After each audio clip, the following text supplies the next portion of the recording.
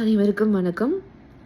இந்த வீடியோ எதுக்காக நான் வந்து பதிவு பண்ணுறேன்னா, இப்போ நடந்துட்டுருக்க அந்த இஷ்யூவை பற்றி நான் பேசணும்னு ஆசைப்பட்றேன். ஸோ அதனால் அந்த பதிவை நான் வந்து இது பண்ணுறேன். நேற்று வந்து உமன்ஸ் கமிஷனர் இதுலேருந்து வந்து ஸ்டேட்மெண்ட்டை வந்து ப்ரெஸ்ஸில் வந்து போட்டிருந்தாங்க. மீடியாஸ் அண்ட் இதில் பப்ளிஷ் பண்ணிகிட்டு இருந்தாங்க. இந்த மாதிரி ஆக்சுவலி நடந்த இன்வெஸ்டிகேஷன் நடந்தது தான் ஒன்று வெளியே வந்துச்சு. ஓகேவா? ரங்கராஜ் வந்து ஒத்துக்கிட்டாரு, என்னை கல்யாணம் பண்ணிக்கிட்டேன்னு ஒத்துக்கிட்டாரு அந்த இன்வெஸ்டிகேஷனில் அந்த மேடம் முன்னாடி. அண்ட் டிஎன்ஏ டெஸ்ட் வேண்டான்னு அவர் வாயால் அவர் சொன்னார்.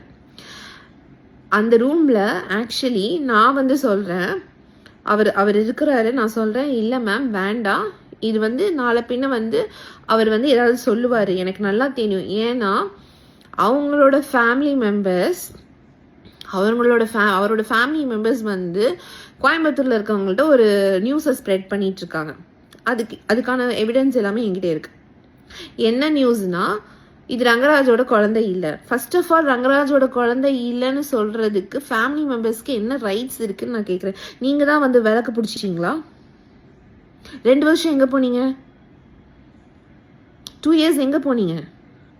2 இயர்ஸா இவர் என் கூட குடும்பம் நடத்திட்டு இருக்காரு, எல்லாம் பண்ணிட்டு இருக்காருன்னு தெரிஞ்சு நீங்க எல்லாம் எங்க போனீங்க? அப்போ உங்களை கேட்டு தான் கல்யாணம் பண்ணாரு, உங்ககிட்ட இன்ஃபர்மேஷன் பாஸ் பண்ணிட்டு தான் கல்யாணம் பண்ணாரு. இன்னைக்கு இதே கல்யாணத்தை நான் பிளாக்மெயில் பண்ணி தான் கல்யாணம் பண்ணுறேன்னு ஒரு ஸ்டேட்மெண்ட்டை வாய் கூசாம எப்படி மிஸ்டர் ரங்கராஜ் உங்களால சொல்ல முடியுது? மை சோ கால்ட் ஹஸ்பண்ட் அந்த ரூம்ல, இன்வெஸ்டிகேஷன் ரூம்ல இதே வாயால தான் ரங்கராஜ் வந்து நான் கல்யாணம் பண்ணிக்கிட்டேன், உண்மைதான், இது ஏன் குழந்தை தான், எனக்கு டிஎன்ஏ டெஸ்ட் வேண்டான்னு சொன்னது ரங்கராஜ், நான் கிடையாது.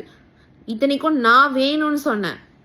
ஏன்னா அவங்க ஃபேமிலி மெம்பர்ஸ் ரூமர் ஸ்ப்ரெட் பண்ணுறாங்கன்னு சொன்ன அந்த ரீசனையும் சொல்லி அந்த மேடம் கிட்ட நான் வந்து சொல்கிறேன், இல்லை மேம் எனக்கு டிஎன்ஏ டெஸ்ட் எடுக்க சொல்லுங்க, கிளாரிட்டி கொடுத்துடலாம் அப்படின்னு. அதுக்கு வேண்டவே வேண்டாம் மேடம் நான் சொன்னேன். வெளியே போய் இப்படிலாம் பேசிட்டு இருக்காங்கன்னு சொன்னதுக்கு இல்லை நான் அப்படி எதுவுமே பேசவே இல்லை, அது ஏன் குழந்தை தான் அந்த வாயால அவர் சொன்னார். இன்னைக்கு இதே ரங்கராஜ் இப்படி ஒரு ஸ்டேட்மெண்ட்டை விடுறாரு. அப்போ 4 செவத்துக்குள்ள வந்து ஒன்று பேசுறதும் வெளியே வந்து வேற மாதிரி பேசுவாரா ரங்கராஜ்?